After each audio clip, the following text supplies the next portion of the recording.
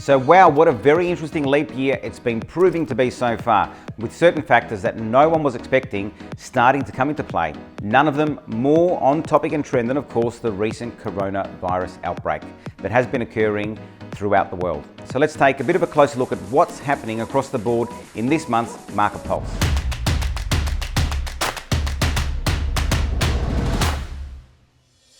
Now, CoreLogic February data recently released confirmed that nationally, so far this year, housing values have surged by 1.1%, with values across 5 of our national Australian capital cities reaching a record high. With that in mind, the last few weeks were always going to be the biggest test of how the Melbourne auction market and clearance success rates would hold up as volume and number of auctions really ramps up this time of year ahead of Easter. We saw in early March over 900 auctions held on the first weekend, which is an absolutely huge number.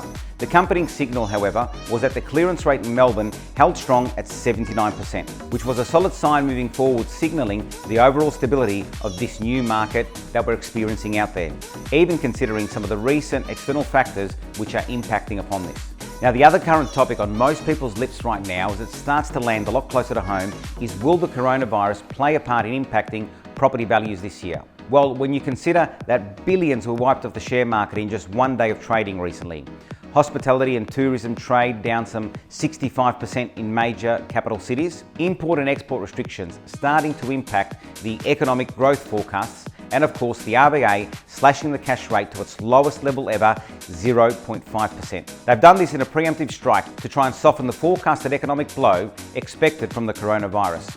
This will at some point throughout the second half of the year create less money in the economy and definitely play a part. However, it is forecast to have more of an impact in some economic sectors, more so like education, tourism and resources in terms of import and export and supply chain logistics, like we're seeing with the toilet paper and long life milk in stores completely running out. As opposed to this directly affecting local property market prices, especially those suburbs which are not really heavily influenced or skewed towards overseas buyers and investors.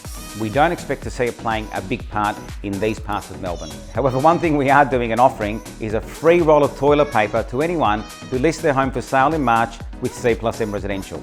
Jokes aside though, we will continue watching this space and report back as to what we're experiencing on the ground. Now, for now, activity and open home attendances are definitely up. The volume of properties available is down nationally. So as long as this supply versus demand relationship stays in place, prices will remain steady and continue to rise in the year ahead. On a brighter note, however, our Easter Extravaganza Annual Family Fun Day is back. Now, this is being held over the school holidays this year at the usual spot on Wednesday, April the 8th. You can catch all the full details and register how many children will be attending so we can cater for enough eggs at the URL that you'll see here on screen, which is claudiocuomo.com.au/Easter. So thanks for tuning in again to our latest Market Pulse episode, and if there's anything further that we can help out with, reach out any way you like how, and in the meantime, head out there and go buy some property.